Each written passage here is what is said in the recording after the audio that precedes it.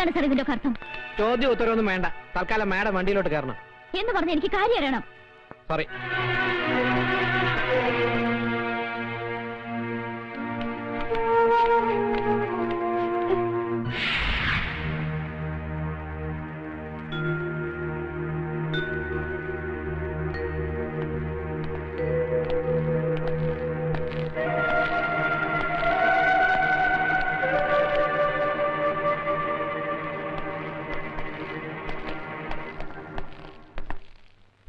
ക്ഷമിക്കണം മിസ് അശ്വതി മേനോൻ, ഒരു സാമൂഹ്യ പ്രവർത്തകയും അഭിഭാഷകയുമായ നിങ്ങളോട് ഞാൻ കാണിച്ചത് അനീതിയാണെന്ന് എനിക്കറിയാം. I am really sorry for that. പക്ഷേ വേണ്ടി വന്നു. നോ, ഇത് ഗുണ്ടായിസമാണ്. നിങ്ങൾ നോക്കിക്കോ, ഞാൻ ഇതിനെതിരെ പ്രതികരിക്കും. പ്രതികരിച്ചോളൂ. പക്ഷേ അതിനു മുമ്പ് എനിക്ക് പറയാനുള്ളത് മുഴുവൻ നിങ്ങൾ കേൾക്കണം. കേട്ടേ പറ്റൂ. 2 വർഷം മുമ്പ് coast guard inspector Rajasekharan Nair ദാരുണമായി കൊല ചെയ്യപ്പെട്ടു. അതിന് അദ്ദേഹം ചെയ്ത കുറ്റം, വധിക്കപ്പെടുന്നതിന് ഏതാനും ദിവസം മുമ്പ് സ്ഫോടക വസ്തുക്കളുമായി തീരത്തണഞ്ഞ ഒരു ബോട്ട് കസ്റ്റഡിയിലെടുത്തു. അതിൽ നിന്നും പിടിച്ചെടുത്ത സ്ഫോടക വസ്തുക്കൾ രായ്ക്ക് രാമാനം വെറും ഓലപ്പടക്കങ്ങളാണെന്ന് തെളിയിക്കാൻ അതിന്റെ സൂത്രധാരന്മാർക്ക് കഴിഞ്ഞു. പക്ഷേ രാജശേഖരന്റെ കൊലപാതകയെ അശ്വതി മേനോൻ എന്ന അഡ്വക്കേറ്റിന്റെ ബുദ്ധിയും മിടുക്കും കൊണ്ട് കോടതി വെറുതെ വിട്ടു. ആ പ്രതിയുടെ പേരാണ് ആമിർ അലി. ഒരിക്കൽ ഞാൻ ചോദിച്ചു, അന്ന് അവനെ സഹായിക്കാൻ കരുത്തരായ ആരെങ്കിലും നിങ്ങളെ സമീപിച്ചിട്ടുണ്ടോ എന്ന്. അത് നിങ്ങൾ ഒഴിഞ്ഞു മാറി. എനിക്കറിയാം അങ്ങനെ ആരോ നിങ്ങളെ സമീപിച്ചിട്ടുണ്ട്. എന്താണ് അയാളുടെ പേര്? ആ പേര് പറയിക്കാൻ ഇങ്ങനെയൊരു മാർഗം വേണ്ടിയിരുന്നില്ല അമർനാഥ്. ഒരേ ക്ലാസ്സിലിരുന്ന് പഠിച്ചവരാണ് നമ്മൾ. പഠിച്ച പാഠങ്ങൾ മനഃപ്പാഠമാക്കാൻ പരസ്പരം ബാധിച്ചിട്ടുണ്ട് പലപ്പോഴും. ആ അമർനാഥാണോ ഒരു ശത്രുവിനെ പോലെ, ഒരു കുറ്റവാളിയെ പോലെ? എന്നെ അമർനാഥിന് അറിയില്ലേ? സോറി, ഒരു ദൗത്യം ഏറ്റെടുത്താണ് ഞാൻ ഇവിടെ വന്നത്. പക്ഷേ ഞാൻ തോറ്റുപോയി. എന്നെ തോൽപ്പിച്ചവരുടെ കൂട്ടത്തിൽ താൻ ഉണ്ടാകരുതെന്ന് ഞാൻ ആഗ്രഹിച്ചു. ഒരു വട്ടമെങ്കിലും ജയിക്കാൻ, ഒരു സമൂഹത്തെ മുഴുവൻ രക്ഷിക്കാൻ ഒരു കച്ചിത്തിനുമാണ് എനിക്ക് ആ പേര്. Please please tell me. നിങ്ങൾ എന്നെ ഒരുപാട് തെറ്റിദ്ധരിച്ചിരിക്കുകയാണ്. ആ കേസ് ബാധിച്ചതിലൂടെ രാജ്യദ്രോഹികളാണ് ഞാൻ രക്ഷിച്ചതെന്ന് എനിക്കറിയില്ലായിരുന്നു. ഒരു പ്രതിക്ക് വേണ്ടി കോടതിയിൽ ഹാജരാകുക, കേസ് ജയിക്കുക, അഡ്വക്കേറ്റ് എന്ന നിലയിൽ പ്രശസ്തി നേടുക, പിന്നെ ഞാൻ ഒരുപാട് ഇഷ്ടപ്പെടുന്ന ഒരാളിന്റെ സുഹൃത്ത്, അനുയായി, സന്തത സഹചാരി. അയാൾ വന്ന് കാല് പിടിച്ചപ്പോ ആരാണ്?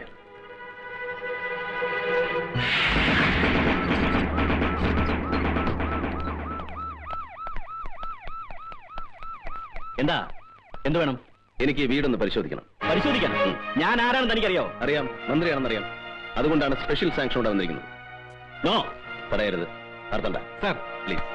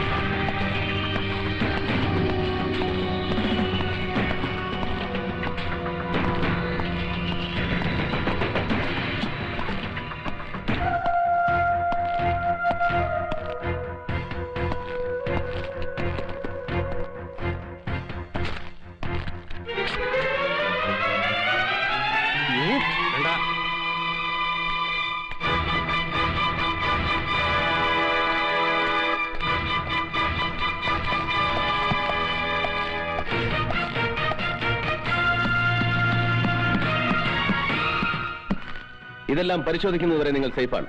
അതിനിടയിൽ അതിബുദ്ധി കാണിക്കാൻ ശ്രമിച്ചാൽ നാളെ ഇത് പത്രത്തിൽ വാർത്തയാകും. Be careful.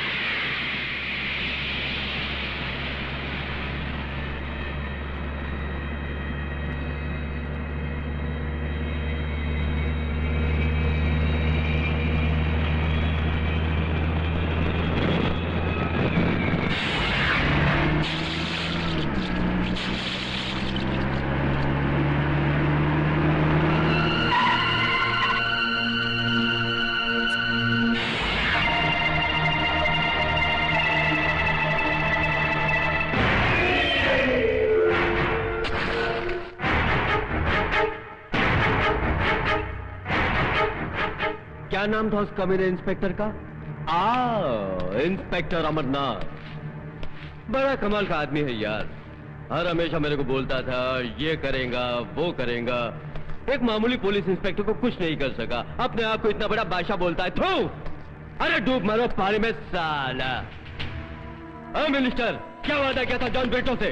क्या वादा किया था तुमने जिंदगी में सिर्फ एक ही बड़ा काम किया, हमारा सिगरेट का फ्लॉपी डिस्क उस इंस्पेक्टर के हाथ भोंक के। चिल्लाना मत। क्यों नहीं चिल्लाऊं? गया अब साला भोंक के फायदा क्या? क्या फायदा? എനിക്കൊരു മുഖ്യമന്ത്രി പദമാണ് ആവശ്യമെങ്കിൽ നിങ്ങളെ ഇങ്ങോട്ട് കെട്ടി എഴുന്നേൽക്കേണ്ട ആവശ്യം എനിക്കില്ല. പൂമനം കടപ്പുറത്തെ തെട്ടൊമ്പെണ്ണത്തിന് കശാപ്പ് ചെയ്തപ്പോ എന്റെ 16 MLA-മാരെ കൂട്ടി ഒരു രാത്രി പ്രതിപക്ഷമായ ഒരു അലയൻസ്, അത്രയും മതിയായിരുന്നു ജയദേവന് മുഖ്യമന്ത്രിയാകാൻ. പക്ഷെ നിങ്ങൾ എന്നെ പറഞ്ഞു, വീണ്ടും വീണ്ടും കലാപം ഉണ്ടാക്കാൻ നിങ്ങൾ എന്നെ നിർബന്ധിച്ചു. ലക്ഷങ്ങളുടെ ആയുധങ്ങൾ, സ്ഫോടക വസ്തുക്കൾ നിങ്ങൾ ഇവിടെ ഇറക്കി. പഞ്ചാബിലും കാശ്മീരിലും എന്തിന് തൊട്ടടുത്ത സംസ്ഥാനങ്ങളിൽ വരെ അതിപ്പോഴും പൊട്ടിക്കൊണ്ടിരിക്കുകയല്ലേ? സ്വന്തം നാടിനെ വഞ്ചിച്ച്, എന്നെ വിശ്വസിച്ച് എന്റെ ജനങ്ങളെ വഞ്ചിച്ച് നിങ്ങൾ നടത്തിയ ക്രൂരമായ ചൂതാട്ടം. ലോക്, ഇപ്പൊ എന്റെ കയ്യിലെ പട്ടത്തിന്റെ ചരടൊന്ന് പാളിയപ്പോ തടി രക്ഷിക്കാനാണ് ഈ ഗർജനമെങ്കിൽ, ഇന്റലിജൻസും ഇന്റർപോളും വലവീശിയിരിക്കുന്ന നിങ്ങൾ ബോംബെയിലും ഡൽഹിയിലും കളിച്ച കളിയൊന്നും അല്ല കളിയെന്ന് എനിക്ക് നിങ്ങളെ ബോധ്യപ്പെടുത്തേണ്ടി വരും. അതുകൊണ്ട് ആ വിരട്ടൊന്നും ഇവിടെ വേണ്ട. भाषण दिया? बहुत बहादुर है ना तू? मैं सुना तेरा भाषण, बहुत खुश हुआ। देख लिया कितना ताकत है तेरे में, समझा? നിങ്ങളുടെ വീട്ടിൽ നിന്ന് ആ നായിന്റെ മോൻ എടുത്തോണ്ട് പോയ ഫ്ലോപ്പി പരിശോധിച്ചാ എല്ലാരും കൊടുങ്ങും. അതിനു മുമ്പ് അവനെ തട്ടിക്കളയാൻ വല്ല മാർഗം ഉണ്ടോ എന്ന് ആലോചിക്കും. साला ये खेल ही पूरा डर का है। जहां पब्लिक हमारे से डरना बंद कर दिया, हमारा खेल खत्म। अब आगे का खेल देखो मैं खेलता हूँ। ये दुश्मन का हाथ पैर काट के कुछ नहीं होने वाला, उसका साला गर्दन नीच काट डालने का, और वो गर्दन मैं काटेगा।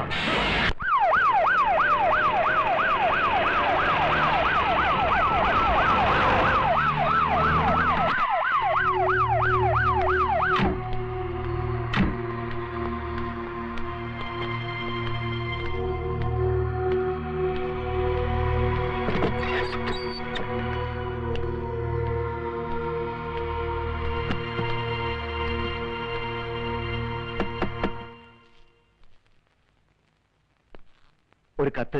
ഇതാ.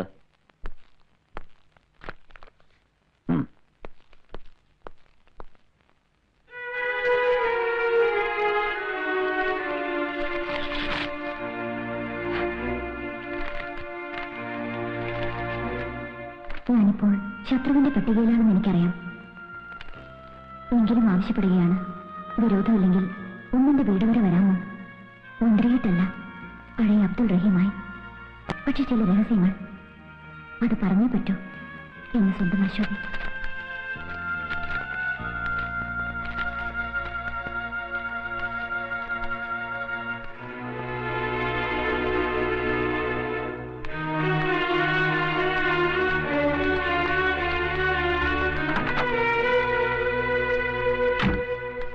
ഒരു ടാക്സി വിളിച്ചിട്ടുണ്ട്. ശരി.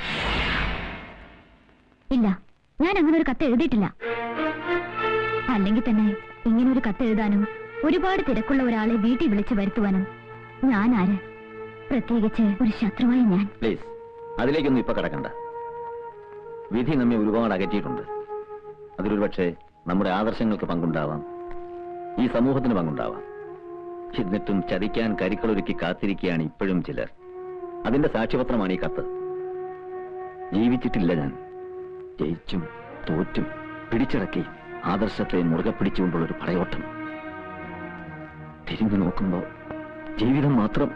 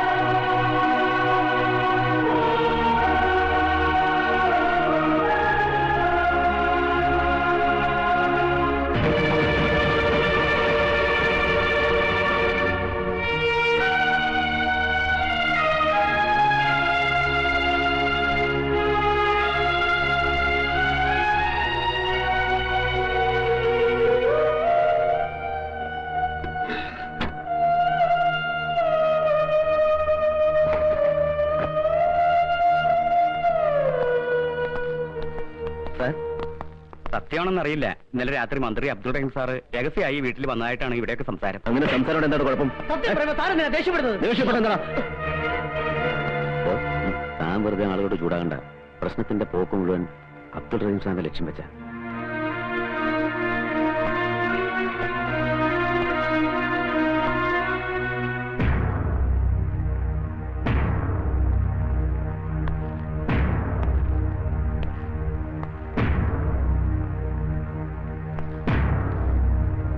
സൂക്ഷിച്ചു നോക്കുമോനെ.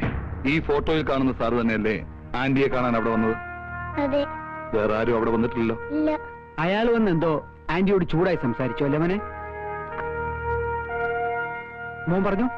ഇത് കൊച്ചുകുട്ടിയല്ലേ സാർ, അവർ തമ്മിൽ സംസാരിക്കുന്നിടയ്ക്ക് ഉറങ്ങിപ്പോയിന്ന് ഈ കുട്ടി തന്നെ പറഞ്ഞില്ലേ സാർ? മിസ്റ്റർ രാമേന്ദ്രൻ, ക്രൈംബ്രാഞ്ചിന് കൈമാറിയ ഒരു കേസാണിത്. പിന്നെ നിങ്ങളെയൊക്കെ വിളിപ്പിച്ചത് സംഭവങ്ങളുടെ പ്രീവിയസ് പൊസിഷൻ എന്തായിരുന്നു അറിയാനാ.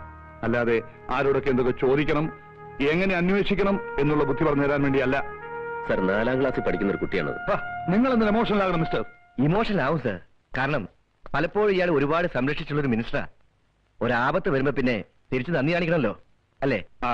അത് തോന്നിയത് കൊണ്ടാണ് ഈ കേസ് ഇത്രയും പെട്ടെന്ന് ക്രൈംബ്രാഞ്ചിന്റെ കൈകളിലെത്തിയത്. അതിനെക്കുറിച്ചൊന്നും പറഞ്ഞു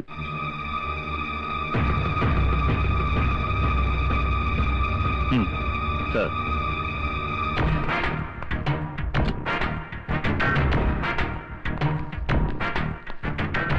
ഇതാണ് സാർ മിനിസ്റ്ററുടെ PA. താനല്ലേ മിനിസ്റ്റർക്ക് ടൂറിസ്റ്റ് ആക്ട് വിളിച്ചു കൊടുത്തത്? കാർ വിളിച്ചു കൊടുത്തു.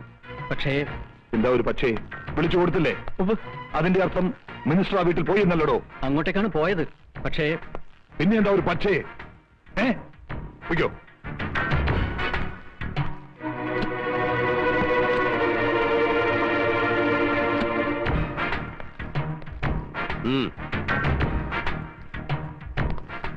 തന്റെ വണ്ടിയിലാണ് മന്ത്രി അശ്വതിയുടെ വീട്ടിലേക്ക് പോയത്. അതെ. താനാണ് തിരിച്ചു കൊണ്ടുവന്നതും. അതെ, പോയ പോലെയല്ല മന്ത്രി തിരിച്ചു വന്നത്, അല്ലേ? അദ്ദേഹം ആകെ പരിഭ്രമിച്ചിരുന്നു. വല്ലാത്തൊരു ഭാവമായിരുന്നു മന്ത്രിയുടെ മുഖത്ത്.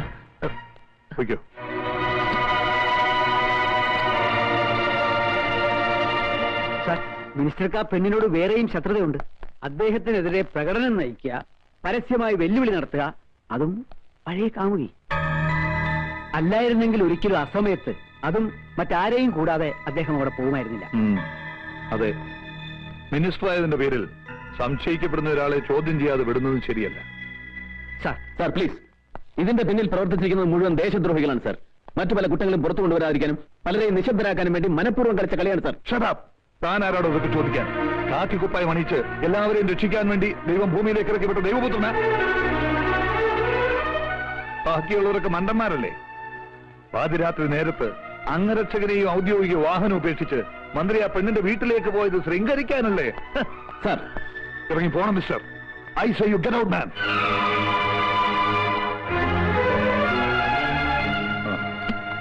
തൽക്കാലം അബ്ദുൾ റഹീമിനെ കസ്റ്റഡിയിലെടുക്കാൻ വേണ്ട നടപടികൾ പൂർത്തിയാക്കുന്ന ശേഷം എന്നെ അറിയിക്കൂ. കസ്റ്റഡിയിലെടുക്കാൻ പോകുമ്പോ പ്രകോപനം ഉണ്ടായേക്കാം. Then you seek their help. Okay? Sir.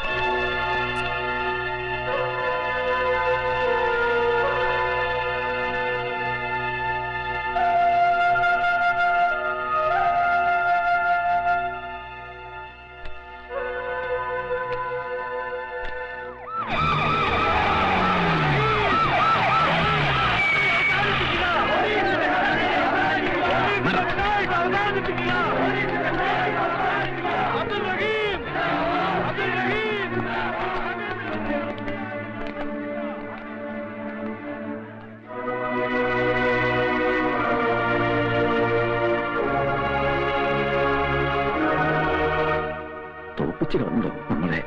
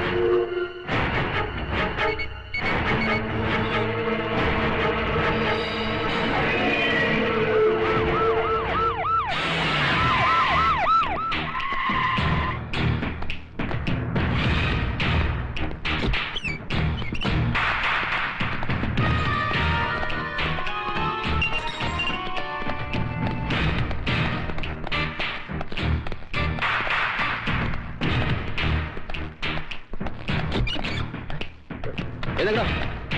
നടക്ക്. നടക്ക്.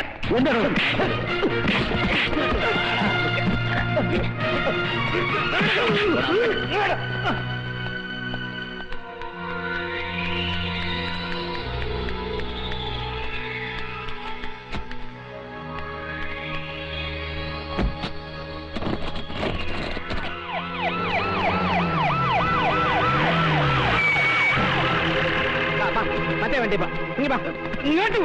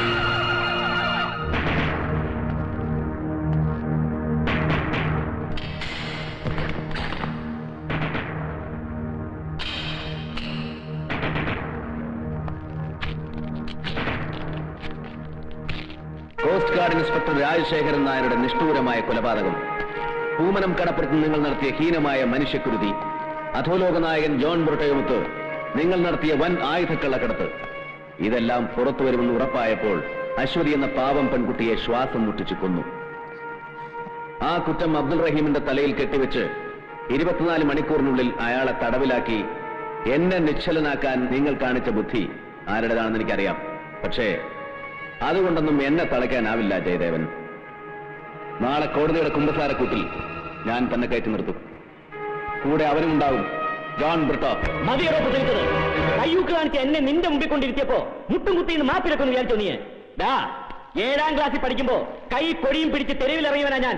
അതിനിടയ്ക്ക് നിന്നെ പോലെ പല മിടുക്കന്മാരെ കണ്ടും പൊരുതിയും തറത്തും നിന്നവനെയൊക്കെ വെട്ടിമാറ്റിയുവാ ഞാൻ ഈ നിലയിലെത്തിയത്. താ പോണു. ഇവനൊരു കോപ്പും ചെയ്യില്ല. ഇവനേക്കായി നെഞ്ചൂക്കായിരുന്നു ഇവന്റെ തന്തയ്ക്ക്. എന്നിട്ട് എന്ത് പറ്റി? ഒരു പഴമ്പായി പൊതിഞ്ഞ് ഇവന്റെ മുമ്പിൽ വെച്ചു വിട്ട ചാരവസ്തിയും സ്വന്തം തന്തയുടേതായിരുന്നു എന്ന് ഉറപ്പുണ്ടോ നിനക്ക്? ഒപ്പം കത്തിക്കരിഞ്ഞ ഏതോ തീറ പോലീസുകാരന്റെ അസ്ഥിയെടുത്ത് ശേഷക്രിയ നടത്തേണ്ടി വന്നവനല്ലേടാ നീ. ഈ പറ, അച്ഛന്റെ ചരിത്രം ആവർത്തിക്കണോ നിനക്ക്? പാവല്ലേ നിന്റെ അമ്മ.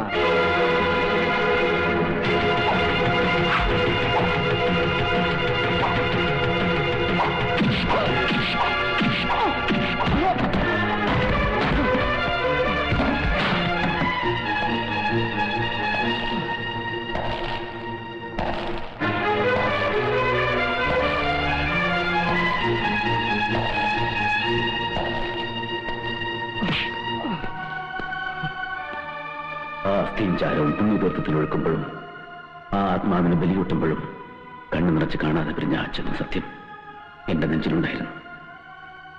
1000 വട്ടം ജന്മമെടുത്താലും അച്ഛനെന്ന വാക്കിന്റെ അർത്ഥവും പൊരുളും നിനക്ക് മനസ്സിലാവില്ല. അതറിയണമെങ്കിൽ ഒറ്റ തന്തയ്ക്ക് ജനിക്കണം.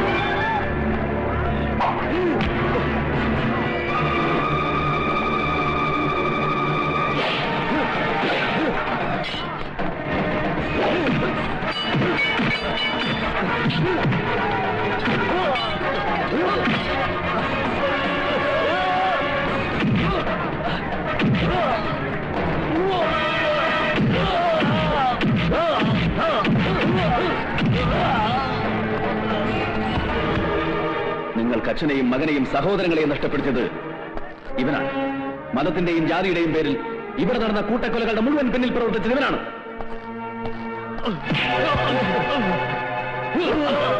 ജോൺ ബ്രിട്ടോ, വർഗീയ സംഘർഷങ്ങളുടെ നാടല്ല ഇത്. തീവ്രവാദത്തിന്റെ വിത്ത് വിതച്ചാലും മുളയ്ക്കുന്ന വിളഭൂമിയല്ല ഇത്. അക്ഷരം പഠിക്കുന്ന ആദ്യ പാഠത്തിന്റെ ആദ്യ താളിൽ നിന്നും മനഃപ്പാഠമാക്കിയ, ദേശസ്നേഹത്തിന്റെ അമൃതാക്ഷരങ്ങൾ ജപമന്ത്രമാക്കിയ ദേശസ്നേഹികൾ വാഴുന്ന നാടാണോ ഇത്? ഈ പവിത്ര ഭൂമിയിൽ ചോരത്തുള്ളികൾ വീട്ടി ലാഭം കൊയ്യാൻ ആരെയും അനുവദിക്കില്ല ഞങ്ങൾ.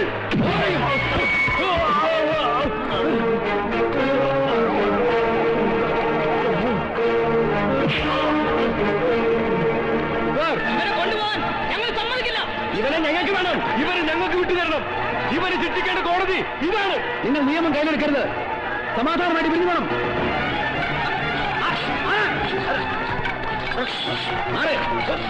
പിരിഞ്ഞു പോവാൻ